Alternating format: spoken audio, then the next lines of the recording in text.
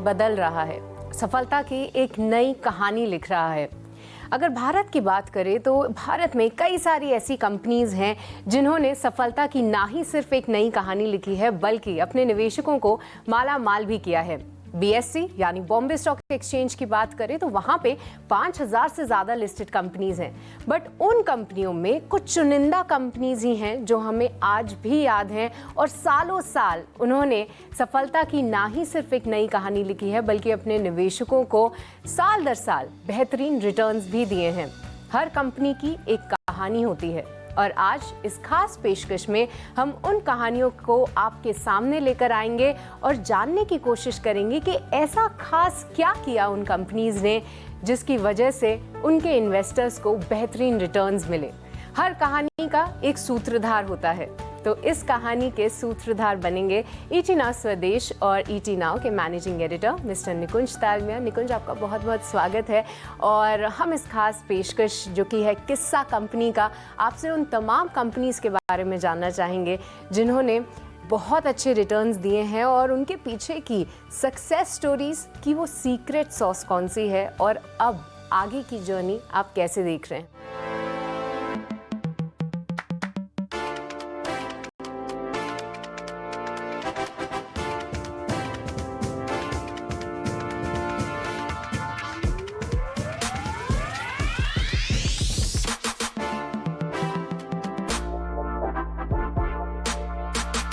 तो निकुंज, हम आपसे बहुत सारी कंपनीज के बारे में समझना चाहेंगे, पर जिस तरीके की आपकी स्टॉक मार्केट में जर्नी रही है, आपने बहुत सारे फिनोमेना देखे हैं, लेमन क्राइसिस, कोविड हो गया, बट कुछ ऐसी कंपनीज ज़रूर हैं जिनके एग्जिस्टेंस पे आज तक नहीं आई और आज भी वो अपनी लीडरशिप कायम रखे हैं। आपसे सबसे पहले समझना चाहेंगे कि एक शानदार कंपनी के मायने आपकी नज़र में क्या है? देखिए, सबसे पहला होता है पर्पस। उस कंपनी का पर्पस क्या है? क्या वह कस्टमर की कोई नीड को एड्रेस कर रही हैं? क्या वह सोसाइटी के अंदर कोई चेंज ला रही हैं? और वह पर्पस जो होता है वो कल्चर जो होता है उसको जोड़ता है। तो कल्चर पर्पस को जोड़ता है, मगर कंपनीज को ग्रोथ करनी पड़ती है ताकि वह शेयर होल्डर्स को भी खुश करे। तो मेरे हिसाब से हम 3 चीज़ों को जोड़े। पर्पस ऑफ एग्जिस्टेंस, वो कंपनी इस बिजनेस में क्यों है, क्या पर्पस है उसका, वो क्या कल्चर फॉलो करते हैं, किस प्रकार से बिजनेस ग्रो करते हैं, किस प्रकार से टैलेंट हमेशा अट्रैक्ट करते हैं, किस प्रकार से आने वाला कल गए गुजरे कल से अपनी कंपनी के लिए बेहतर बनाते हैं, और किस प्रकार से वह शेयर होल्डर्स का जो इंटरेस्ट होता है जिसके अंदर वह ऐसी चीज़ें करते हैं जिसके अंदर माइनॉरिटी शेयर होल्डर्स की जो डिमांड होती है उनका ख्याल रखा जाता है, वह पर्पस हमेशा वो फुलफ़िल करते हैं। तो इन 3 चीज़ों को जब आप एक साथ जोड़ देंगे तो मेरे हिसाब से एक शानदार कंपनी बनती है।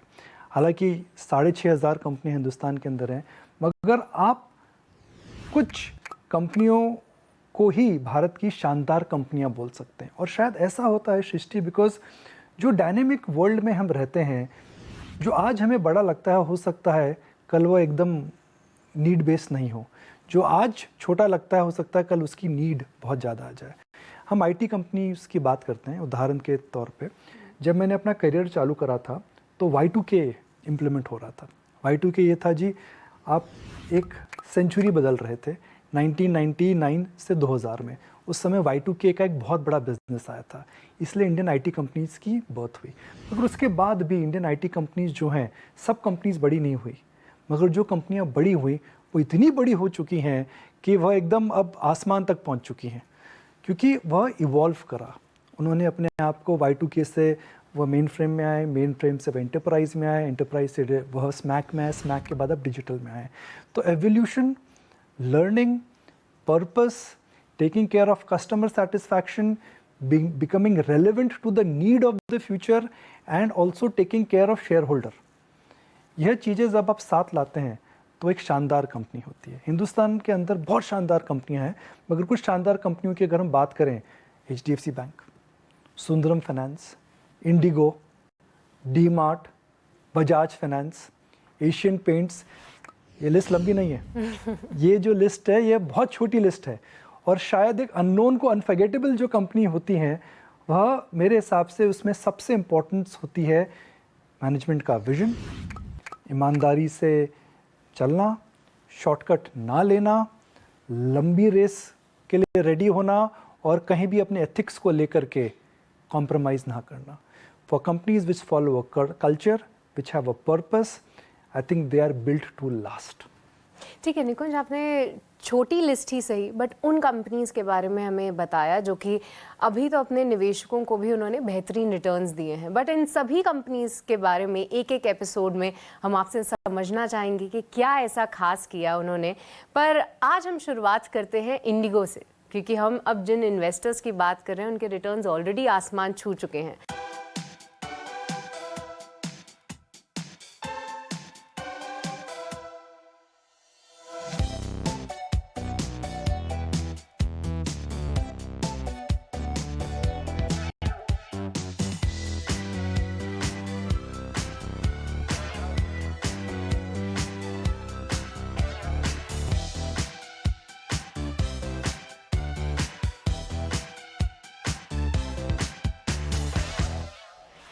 इंडिगो 17 साल में उस कंपनी ने किस तरीके की लीडरशिप ली है, तो आप जैसा कि जिक्र कर रहे थे, हम एक बार आपसे समझना चाहेंगे कि आप इंडिगो को कैसे देखते हैं और क्यों इंडिगो आपकी स्पेशल लिस्ट में शामिल है.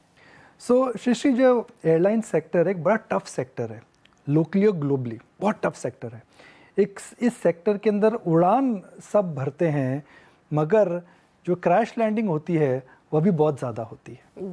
हमने देखा भी है वो. अगर आप इंडियन एविएशन सेक्टर की बात करें तो Indian aviation sector is a very tough sector, जिसके अंदर हमने देखा जेट एयरवेज, हमने देखा स्पाइस जेट किस प्रकार से ट्रबल में आ रहा है, किंगफिशर तो बंद ही हो चुका है, एयर इंडिया कितना बड़ा लॉस उसने रिपोर्ट करा था टाटा के अधिग्रहण के पहले. तो जो एयरलाइन सेक्टर लोकली और ग्लोबली है एक बड़ा टफ सेक्टर है, एक कठिन सेक्टर है. मगर इस कठिन सेक्टर के अंदर इंडिगो ने एक डोमिनेंट मार्केट शेयर रखा है. इंडिगो एयरलाइन को अगर आप देखें तो यह 25 साल से भी ज़्यादा पुरानी एयरलाइन नहीं है, मगर 25 साल से भी ज़्यादा इन्होंने जो एक अपनी छोटी सी जर्नी के अंदर एक लंबी छलांग लगाई, लंबी उड़ान भरी है, वह एक काबिल तारीफ़ है. डोमिनेंट मार्केट शेयर रहा है.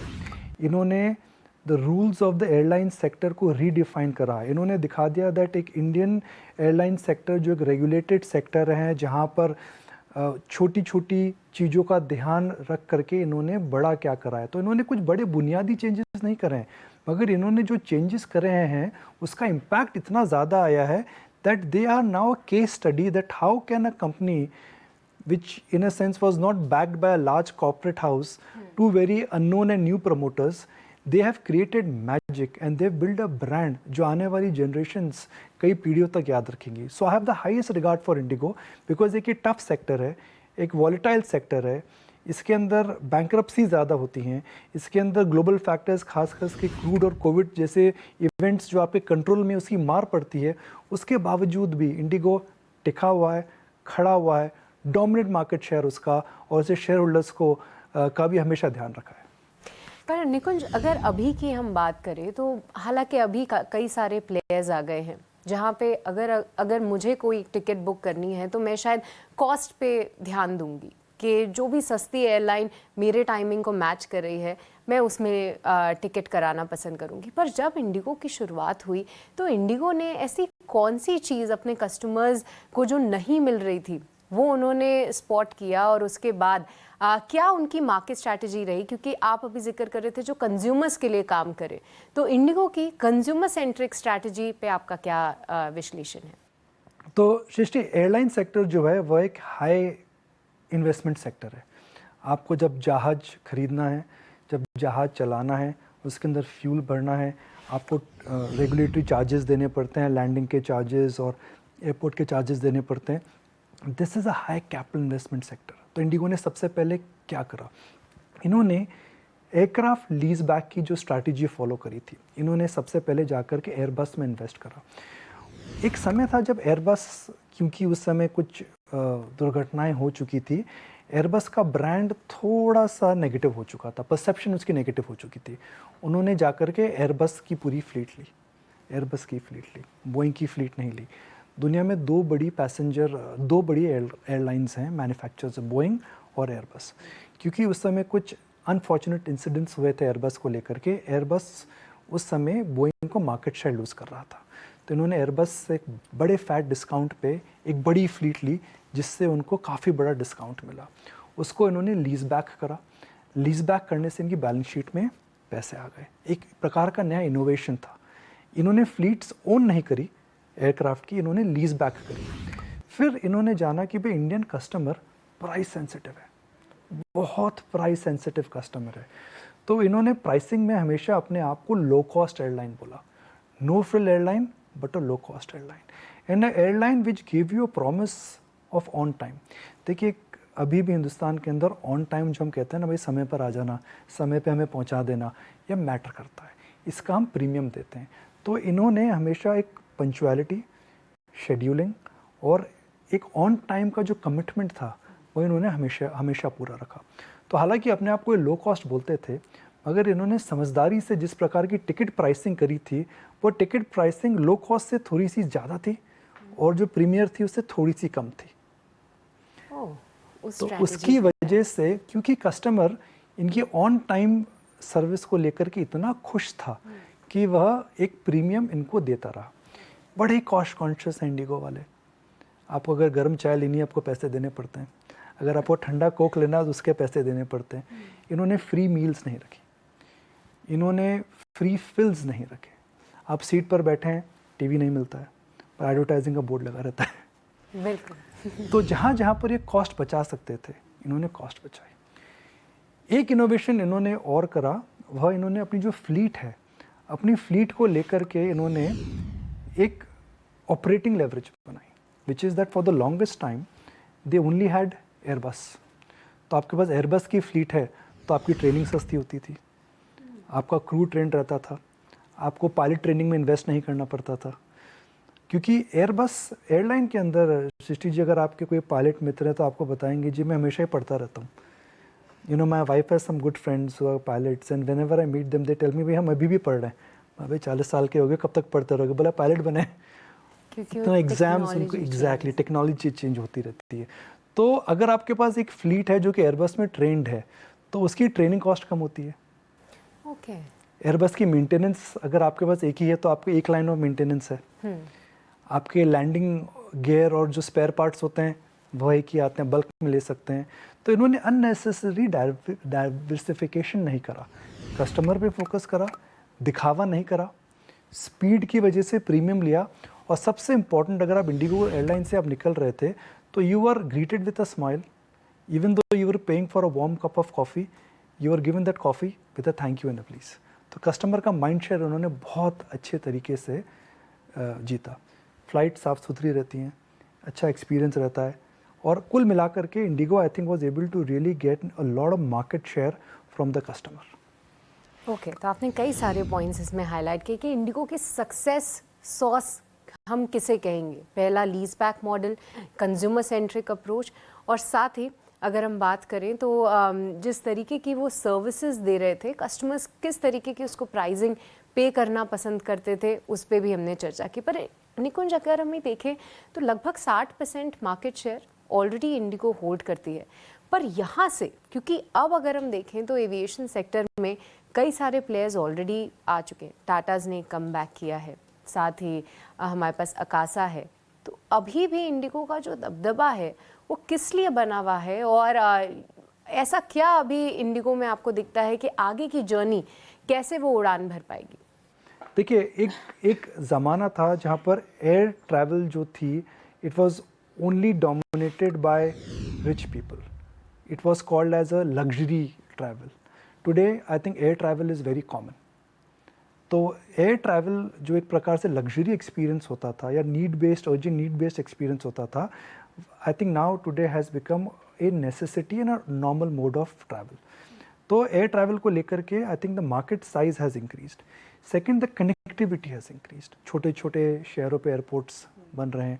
उड़ान स्कीम जो सरकार की थी, उसके बाद हम देख रहे हैं कि इलाहाबाद हो या नागपुर हो, जयपुर हो, या फिर मेरा होम टाउन किशनगढ़, हमारे व्यूअर्स को ढूंढना पड़ेगा मैप पर कहीं। जी हाँ, किशनगढ़ एक टाउन है छोटा सा जहाँ से मैं हूँ, और यह टाउन है अजमेर के बगल में, जो कि जयपुर से करीब 2.5 घंटा दूर है। पर वहाँ पे भी एयरपोर्ट खुल चुका है। क्या बात है। कानपुर का एयरपोर्ट नया बन चुका है जो मैं देख रहा था। बनारस का एयरपोर्ट, तस्वीर ही बदल चुकी है। तो छोटे छोटे शहरों में अब कनेक्टिविटी बढ़ रही है, जिसकी वजह से एयर ट्रैवल बढ़ रहा है। इंडिगो क्या बोल रहा है आपको? इंडिगो बोल रहा है कि आने वाले 6 से 7 साल के अंदर हम 500 प्लेन ऐड करेंगे, तो कैपेसिटी एक्सपेंड कर रहे हैं। मगर इंडियन एविएशन सेक्टर इस समय 15 से 20% पे ग्रो कर रहा है।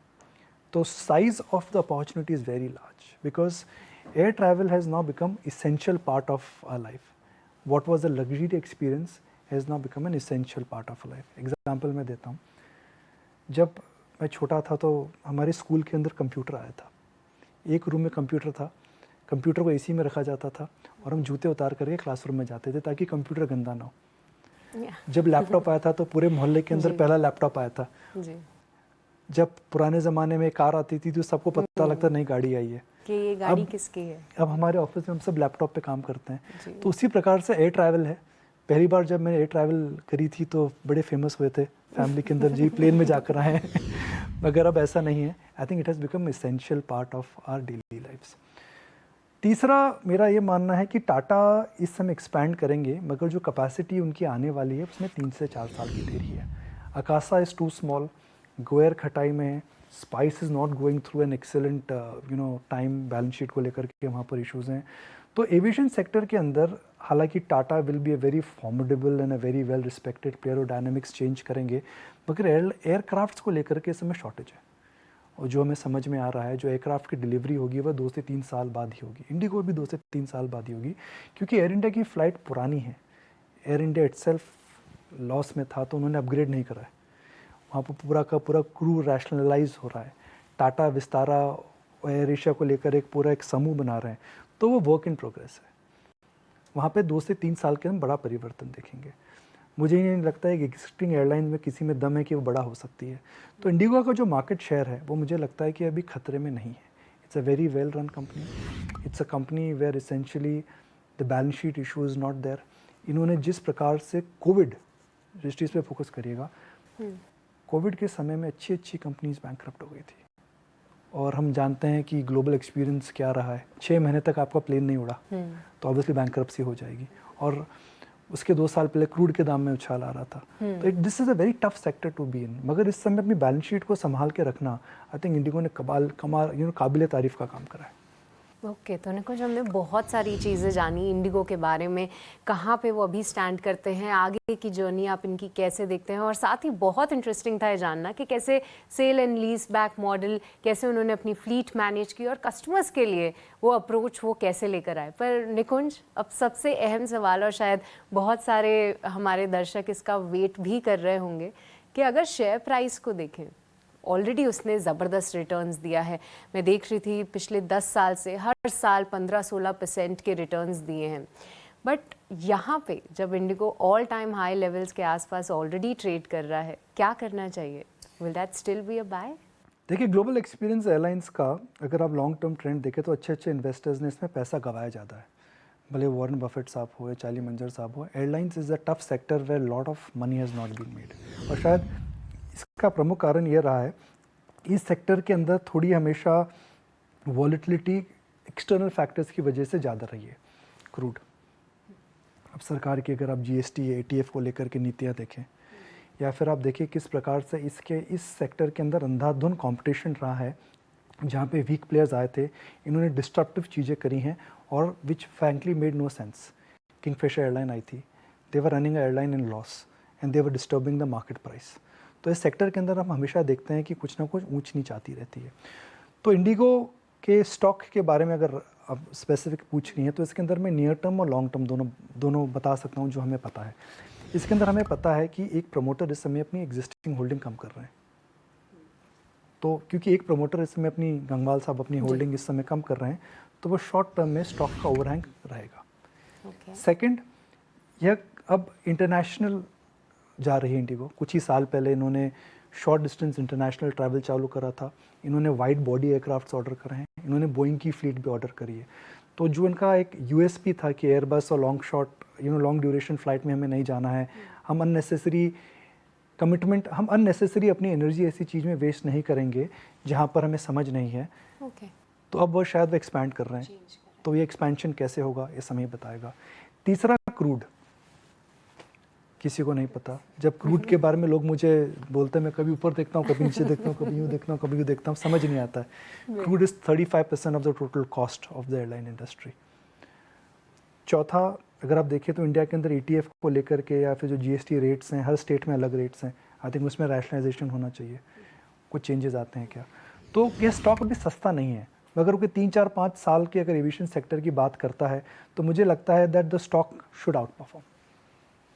ओके, तो स्टॉक शुड आउट परफॉर्म, ये टेक है हमारे व्यूअर्स के लिए। पर इसी के साथ निकुंज, हम इस खास पेशकश किस्सा कंपनी का यहीं पे समाप्त करना चाहेंगे। तो आज हमने जाना इंडिगो की जर्नी के बारे में, क्या कुछ उसने खास किया इस लीडरशिप पोजीशन पे आने के लिए। निकुंज, आपका बहुत बहुत शुक्रिया। पर हम आपको जाने नहीं देंगे, क्योंकि और भी ऐसी खास पेशकश हमें ज़रूर लानी है हमारे सभी दर्शकों के लिए।